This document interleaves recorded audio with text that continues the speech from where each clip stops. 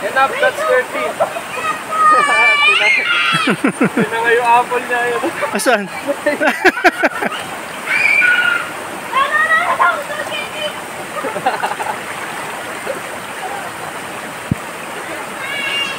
Oh no. Tinanga yung apple niya.